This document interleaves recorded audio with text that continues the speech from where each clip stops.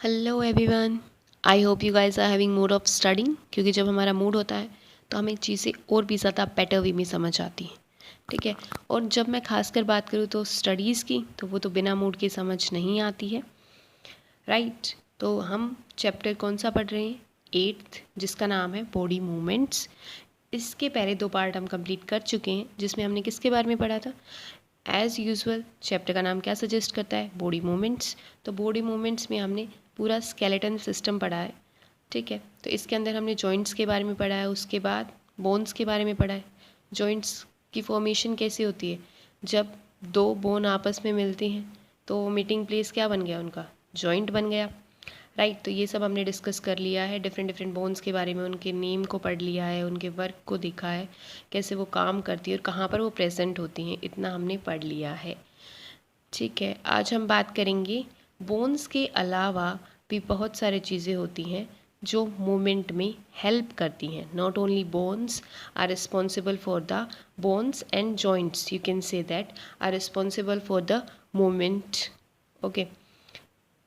Movement के लिए सिर्फ यही ज़्यादा ज़रूरी नहीं होते, और भी होंगे जिन्हें आज हम डिस्कस करेंगे, एज लाइक मसल्स। और हम पढ़ने वाले हैं कार्टिलेज के बारे में, और हम क्या पढ़ने वाले हैं वो आपको आगे पता चलेगा जब आप कंप्लीट वीडियो को देखेंगे। ध्यान, for better understanding of this video आप इसके पहले दोनों पार्ट्स को देख सकते हैं। उसमें हमने डिस्कस किया था कि बोन्स कितनी प्रेजेंट होती हैं, उनका नंबर भी डिस्कस किया है हमने। कितनी प्रेजेंट होती हैं बोन्स? 206। किसके अंदर ये होती हैं? ह्यूमन बींग्स के अंदर, राइट। बट जब आज हम मूवमेंट्स पढ़ेंगे वो ह्यूमन बींग्स के अलावा भी डिस्कस करेंगे और ऑर्गेनिजम्स की। ठीक है। तो उसको भी डिटेल में डिस्कस करेंगे। तो अगर ये सब आपको देखना है कि कैसे ह्यूमन बींग्स के अलावा जो अदर ऑर्गेनिज्म है वो कैसे मूव करते हैं, ठीक है, क्या वो भी बोन्स के थ्रू, क्या उनका स्ट्रक्चर भी सेम होता है? अगर स्ट्रक्चर सेम होता तो हमें इतनी सारी चीज़ें नहीं पढ़नी पड़ती। ठीक है। और मूवमेंट कैसे डिफरेंट है? क्या सभी वॉक करते हैं? क्या सभी रन करते हैं? ठीक है। या सब फ्लाई करते हैं? ऐसा नहीं होता ना। तो सब के जो स्ट्रक्चर है वो डिफरेंट है, जो मूवमेंट है वो डिफरेंट है। तो स्टडी करेंगे वो भी हम डिफरेंट ही करेंगे। ठीक है। तो आज हम सबसे पहले पढ़ते हैं क्या, किसके बारे में? Some additional parts of the skeleton that are not as hard as the bones and which can be bent, these are called cartilage. मतलब ये इतने ज़्यादा हार्ड नहीं होते। ये क्या होते हैं? टफ टिश्यूज़ होते हैं। ठीक है। But they are not that much hard, जितनी बोन होती इतने ज़्यादा ये हार्ड नहीं होते। जैसे कि आप अपने ईयर को फील कीजिए, कि आपने नोज़ को देखिए, जो नोज़ है आपको दिख रहा होगा ना, कि आप क्या कर सकते हैं, नोज़ को मूव कर सकते हैं ना हैंड से। ठीक है। तो इतना ज़्यादा क्या नहीं होता, हार्ड नहीं होता एज़ कम्पेयर टू बोन।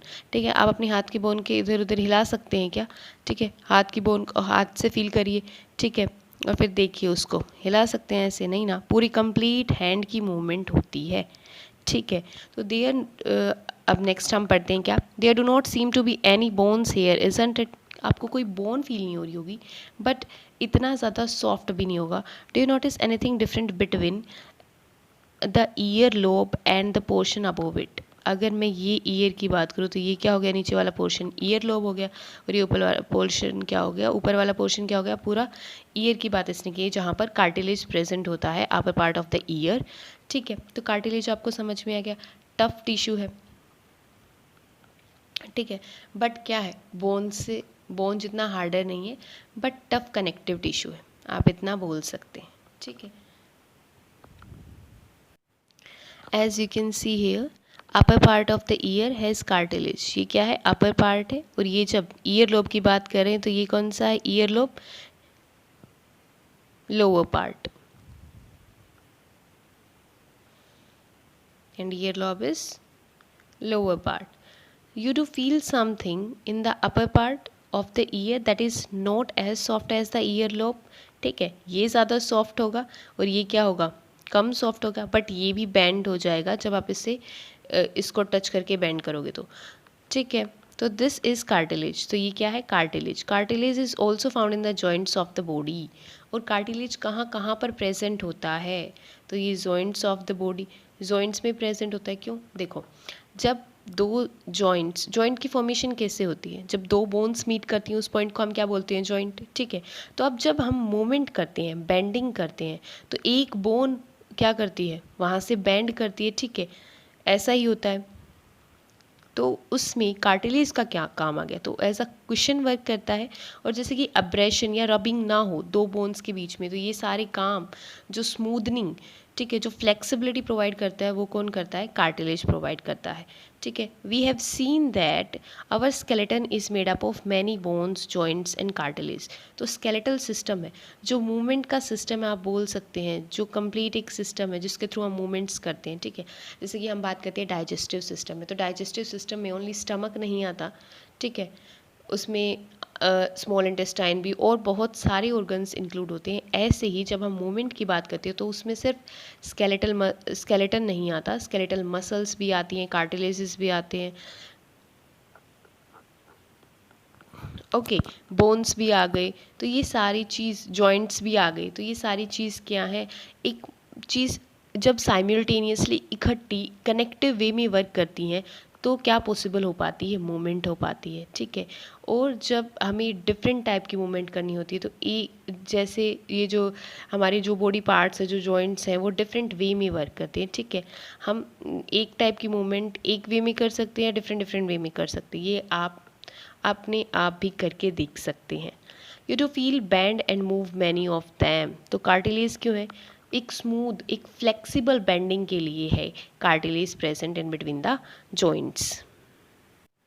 तो अब हमने स्केलेटन सिस्टम के बारे में बात कर ली, अब हम क्या पढ़ने वाले हैं, मस्कुलर सिस्टम की बात, राइट, क्योंकि हम कंप्लीट मूवमेंट को स्टडी करें यहाँ पर।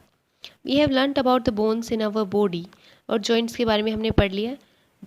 We have learnt about the bones in our body and about joints that help us move in different ways. Right? तो what makes the bones move the way they do?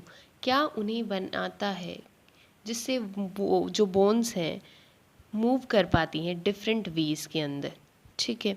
क्या वो अपने आप से मूव करती हैं, क्या कोई इंस्ट्रक्शन मिलता है, क्या कोई उन्हें पुल पुश करता है, तो क्या होता है एग्जैक्टली वो हम पढ़ने वाले हैं, ठीक है। तो अब हम पढ़ने वाले हैं क्या, आपको इतना तो पता चल ही गया होगा। अब हम किसके बारे में डिस्कस करने वाले हैं, मस्कुलर सिस्टम के बारे में। तो हम मसल्स की बात करेंगे, ठीक है। हमने स्टार्टिंग में पढ़ा था कि अगर किसी को कुछ भी नहीं पता बॉडी के अंदर क्या होता है, तो ये तो पता होगा कि स्केलेटन होता है और मसल्स होती हैं, ठीक है। मसल्स को हम हिंदी में क्या बोलते हैं, मांसपेशियाँ, ठीक है। तो उसी को हम डिस्कस करेंगे। आपने देखा होगा जो अक्सर लोग जाते हैं कहाँ पर, जिम के अंदर, क्यों जाते हैं, क्योंकि उन्हें मसल्स गेन करनी होती है, उन्हें वेट गेन करना होता है, मसल्स डेवलप करनी होती है, राइट। तो मसल्स डेवलप कैसे होती हैं, मसल्स होती क्या हैं, ये सब हम आप पढ़ने वाले हैं। तो मसल्स होती क्या है, मसल एक सॉफ्ट टिश्यू है, ठीक है, जो किसका काम करता है, जो हमारी मूवमेंट में हेल्प करता है, ठीक है। तो अब इतना तो हमें पता चल गया, ये सिंपल बात हमें पता चल गई। अब हम बात करते हैं एक एक्टिविटी के थ्रू, क्योंकि एनसीईआरटी को स्टडी करना है लाइन बाय लाइन, तो आपकी कोई भी लाइन मिस नहीं होनी चाहिए, इसलिए हम पढ़ रहे हैं। Make a fist with one hand. Fist का मतलब क्या होता है, फिस्ट का मतलब होता है मुट्ठी, ठीक है। जब हम हाथ को ऐसे कस के बंद करते हैं ना, अपनी उंगलियों को कस के बंद करते हैं, तो उसको बोलते हैं fist.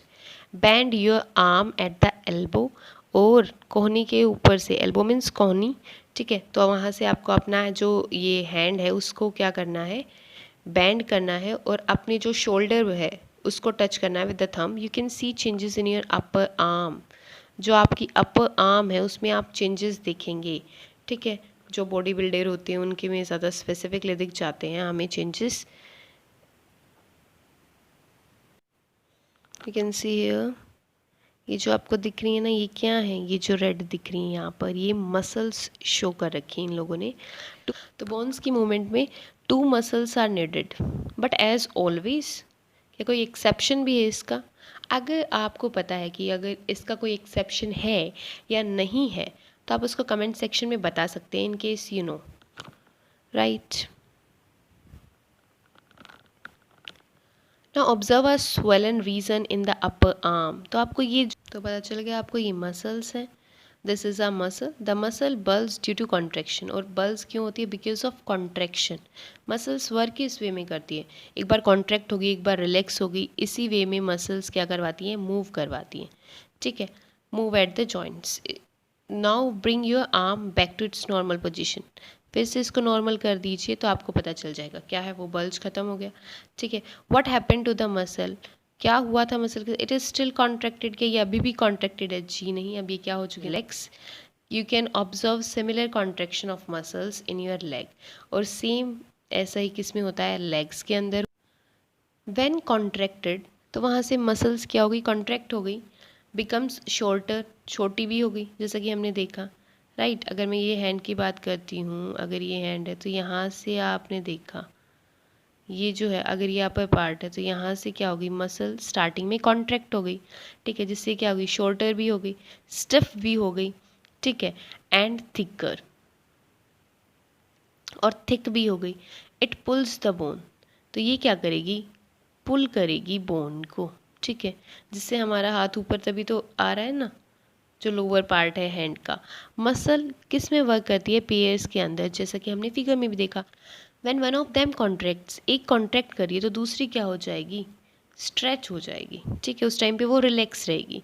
The bone is pulled in that direction. ठीक है, जब वो स्ट्रेच होती है, जो कॉन्ट्रैक्ट होती है, जोन सी जो मसल है वो कॉन्ट्रैक्ट होगी, उसी डायरेक्शन में क्या होगी, बोन की मूवमेंट होगी। The other muscle of the pair वो रिलैक्स करेगी। To move the bone in the opposite direction, the relaxed muscle contracts to pull the bone towards its original position. उसको दोबारा से उसकी ओरिजिनल पोजीशन पे लाने के लिए जो बोन है अपोजिट डायरेक्शन में क्या करेगी, मूव करेगी। जो रिलैक्स्ड है मसल वो कॉन्ट्रैक्ट कर जाएगी back towards its original position. Okay, I hope you can understand. अगर आपको अब भी समझ में नहीं आया तो हम इसको एक बार फिर से डिस्कस कर सकते हैं, अदरवाइज आप फिर से वीडियो को भी देख सकते हैं। That's so simple. A muscle can only pull, तो ये सिर्फ पुल कर सकती हैं। ठीक है, ये पुश नहीं कर सकती। The two muscles have to work together to move a bone. Are muscles and bones always required for movement? क्या movement के लिए सिर्फ हमें muscles और bones की ही नीड पड़ती है? How do other animals move? अब जैसे कि हम इनवर्टिब्रेट्स के अंदर भी क्या देखते हैं, मूवमेंट्स देखते हैं, और बहुत सारे ऐसे ऑर्गेनिज्म होते हैं that do not have bones, और उनके अंदर भी हम मूवमेंट देखते हैं। तो do all animals have bones? What about an earthworm? Earthworm के पास क्या बोन्स होती हैं? तो वो कैसे मूव करते हैं, हम उनको भी स्टडी करेंगे। राइट आपको अगर मसल्स की कॉन्ट्रैक्शन समझ नहीं आई होगी तो हम फिर से इसको डिस्कस कर सकते हैं। क्या होगा, आप मान सकते हैं कि ये अपना क्या है, हैंड है। ठीक है, और ये जॉइंट है, और ये क्या है, शोल्डर। ठीक है, अब ये देखो ये हैंड है। तो जब आप इसको ऐसे मूव करते हैं ना, तो ये मसल है यहाँ से बल्ज हो जाती है। ठीक है, कॉन्ट्रैक्ट हो जाती है। ठीक है, और ये इसको क्या करती है, अपनी साइड पुल करती है। ठीक है, जिसके बाद आपका हाथ कुछ ऐसा दिखेगा आपको। ठीक है, are you getting my point? तो ये ऐसे बल्ज होगी। तो इस टाइम पे ये जो मसल है नीचे वाली, ये मसल क्या है, रिलैक्स है। ठीक है, जब वापस से हमें हैंड को इस पोजीशन में लेके आना है जहाँ से ये सब शुरू हुआ था, ओरिजिनल पोजीशन में, तो क्या कर जाएगी, ये मसल कॉन्ट्रैक्ट कर जाएगी और वो मसल रिलैक्स हो जाएगी। तो ये रिलैक्स होने के बाद इसको पुश नहीं करेगी, ये जब कॉन्ट्रैक्ट होगी तो ये क्या करेगी, इसको पुल करेगी अपने साइड। तो ये है, आई hope you can understand now बारे में। तो आज हम डिस्कस करेंगे अर्थवर्म और स्नेल को। जो बाकी बच गए उनको हम नेक्स्ट क्लास के अंदर डिस्कस करेंगे। तो let us study the manner of movement, that is the gait of some animals. Gait of some animals, gait of animals से गेट का मतलब क्या है, क्या आपको इसका मीनिंग पता है? इसका मतलब होता है मैनर ऑफ वॉकिंग, कैसे किस वे में जो है वॉक करते हैं एनिमल्स, इसको हमें स्टडी करना है। Pattern of their walking, you can say that. तो सबसे पहले हम पढ़ते हैं किसके बारे में, अर्थवर्म के बारे में। राइट अब अर्थवर्म किसके अंदर आता है, अर्थवर्म आता है इनवर्टिब्रेट्स के अंदर। इनवर्टिब्रेट्स क्या होते हैं, इनवर्टिब्रेट्स वो होते हैं जिनके पास क्या नहीं होती, बैकबोन प्रेजेंट नहीं होती जिन ऑर्गेनिज्म में, उनको बोलते हैं हम invertebrates. Right observe an earthworm moving on soil in a garden. आपने अर्थवर्म को देखा होगा, आप वरना यहाँ पर देख सकते हैं, ऐसा होता है अर्थवर्म। राइट अब हमें इसकी क्या देखनी है, इसकी मूवमेंट को देखना है। Gently lift it and place it on a piece of blotting और फिल्टर पेपर। ठीक है, उसको उठाइए और कहाँ पर रख ली, फिल्टर पेपर के ऊपर उसको रख लीजिए। अब हमें उसकी क्या करनी है, मूवमेंट को ऑब्जर्व करना है। ठीक है। Then place it on a smooth glass plate on any slippery surface. तो एक स्लिपरी सरफेस के ऊपर उसको रखिए, right.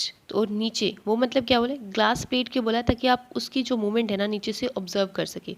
Observe it's movement. Now it is different from that on paper. In which of the above two surfaces do you find that the earthworm is able to move easily? The body of an earthworm is made up of many rings joined end to end. तो बहुत सारी ऐसे rings join करके क्या बनाती हैं, earthworm की body को form करती है, right? अब नेक्स्ट इसने क्या बोला है, earthworm doesn't have bones. तो earthworm के पास bones नहीं होती. सेकेंड थिंग इसने क्या बोला, ये किसकी हेल्प से मूवमेंट करता है, मसल्स की हेल्प से, राइट। तो muscles are the only responsible for the movement in earthworm. During movement the earthworm first extend the front part of the body. अगर मैं बात करती हूँ अर्थवॉर्म की कंप्लीट बॉडी की, यू कैन सी हियर. तो अगर मैं ये फर्स्ट पार्ट की बात करूँ, अगर ये फर्स्ट पार्ट है तो पहले इसको एक्सटेंड करेगा, ठीक है, keeping the rear portion fix to the ground. और ये जो इसका पोस्टीरियर पार्ट है, जो पीछे वाला हिस्सा है, इसको क्या करेगा, सेम उसी प्लेस पे फिक्स रहने देगा. Then it fixes the front end and releases the rear end. उसके बाद ये क्या करेगा सेकेंड स्टेप में, फिर इसको जो एंटीरियर पोर्शन था, जो फर्स्ट पार्ट था, इसको क्या कर लेगा, ये फिक्स कर लेगा. और क्या करेगा, किसको पुल करेगा, जो सेकंड पार्ट है, जो पोस्टीरियर पार्ट है उसको. तो इससे क्या हो जाएगी, इसकी जो बॉडी है वो डिस्प्लेस हो जाएगी. तो ये इस वे में ये क्या करेगा, मूव करेगा. It then shortens the body and pulls the rear end forward. ठीक है, ये फिर उसका अपनी बॉडी को शॉर्ट करेगा और क्या करेगा, पुल करेगा रियर एंड को. ये बात मैंने बोली है पहले ही जो बताया था उसको. ऐसे ही क्या करेगा, ये बार बार बॉडी मूवमेंट को अपनी को रिपीट करता रहेगा ऐसे, और ऐसे मूव करता रहेगा from one place to another without any disturbance. तो you can see here what actually happened in earthworm movement. पहले क्या करता है, एक्सपेंड करता है बॉडी को, उसके बाद क्या करता है, कॉन्ट्रैक्ट करता है. तो बार बार यही जो दोनों चीज़ हैं वो होती रहती हैं, और अर्थवॉर्म क्या करता रहता है, डिस्प्लेस होता रहता है from one place to another. Its body secretes a slimy substance to help the movement. How does it fix parts of its body to the ground? Under its body, it has a large number of teeny bristles, hair-like structure present होते हैं, projecting out. ठीक है, कैसे ground के ऊपर ही grip बनाता है कि ब्रिसल्स लाइक स्ट्रक्चर प्रेजेंट होता है, जो क्या करते हैं, होल्ड करके रखते हैं. The bristles help to get a good grip on the ground. ठीक है, hair like structure, you can say that. The earthworm actually eats its way through the soil. Its body then throws away the undigested part of the material that it eats. This activity of an earthworm makes the soil more useful for plants. ठीक है, say that जिस रास्ते से earthworm move करता है ना, तो literally वो ईट करता है उसको, ठीक है, through the soil, eat its way. Its body then throws away, और जिससे क्या बनाता है, इतना ज़्यादा यूजफुल, फार्मर्स फ्रेंड बोला जाता है अर्थवॉर्म को. You know that, right. I think you understand it very clearly. Now moving on the next, we are going to discuss about snail. Activity 6. Observe a snail in your garden or a field. Observe करने किसको, snail को. Have you seen the rounded structure it carries on its back? ये आपको structure दिख रहा है ना, आपने कलेक्ट भी किए होंगे बहुत बार. This is called the shell. इसको क्या बोलते हैं, shell. It is outer skeleton of the snail. ये outer skeleton होता है, but it is not made up of bone. The shell is a single unit. जो shell है वो single unit है, and कोई इसका काम नहीं है. ये बेशक से you can say that it is a skeleton, but it doesn't help in movement. बल्कि ये क्या होती है, इसके ऊपर एक ऐसा you can say that कि ऐसा burden होती है जिसको इसको खींच के ले जाना पड़ता है. Place the snail on a glass plate. एक ग्लास प्लेट के ऊपर स्नेल को रखिए और उसकी मूवमेंट को आपको वहाँ पर देखना है, ठीक है. और उस ग्लास प्लेट को अपने हेड से ऊपर करिए, जिससे आप उसके नीचे से उसके मूवमेंट को देख सकें. A thick structure and the head of the snail may come out of an opening. आपने जो थिक स्ट्रक्चर देखा था ना, उसका माउथ देखा था स्नेल का, राइट. और सेकेंड आपने क्या देखा था, यहाँ पर शेल थी, और नेक्स्ट क्या थी, यहाँ पर ये उसकी टेल। तो आपको ये दो स्ट्रक्चर बाहर निकले हुए दिखेंगे जब वो क्या करेगी, मूव करेगी। The thick structure is it's foot made of strong muscles, right. Now carefully tilt the glass plate. जो थिक स्ट्रक्चर है इज इट्स फुट, वो उसकी जो फुट है, आपको जो मैंने टेल बोला था वो उसके फुट हैं, ठीक है। और किसके बने हुए हैं, स्ट्रॉन्ग मसल्स के। Now carefully tilt the glass, और उसको टिल्ट करिए थोड़ा ग्लास प्लेट को। उसके बाद आप देखिए जो वेवी मोशन है किसका, फुट कैन बी सीन, और आपको एक वेवी मोशन है जो फुट का वो सीन होगा, वो दिखाई देगा। Is the movement of snail slow और fast as compare to earthworm. तो किसकी मूवमेंट फास्ट होगी, स्नेल की या अर्थवॉर्म की, ये आपको बताना है कमेंट सेक्शन के अंदर, ठीक है। और स्नेल्स के पास क्या होते हैं, दो टेंटिकल्स भी प्रेजेंट होते हैं, ठीक है। और वो क्या होती है, इसकी लिटरली जो एंड पॉइंट होता है वहाँ पर आइज़ होती हैं। आई होप कि मैंने कुछ आपको एक्स्ट्रा बताया हो। अदरवाइज़ हायर क्लासेस में हम इन चीज़ों को और थोरोली डिस्कस करेंगे। अभी ये 6th क्लास के लेवल की। ओके, नेक्स्ट क्लास में हम डिस्कस करेंगे कॉकरोच के बारे में, और किसके बारे में, फ़िश के बारे में, और नेक्स्ट हम बर्ड्स के बारे में डिस्कस करेंगे, राइट। अब तक आपको समझ आया हो आई होप, जो मैंने समझाया है। नहीं आया तो इस वीडियो को रिपीट करके देखिए। आप कमेंट सेक्शन में लिख भी सकते हैं कि हमें समझ नहीं आया, इट्स कम्प्लीटली फ़ाइन। मिलते हैं नेक्स्ट क्लास के अंदर।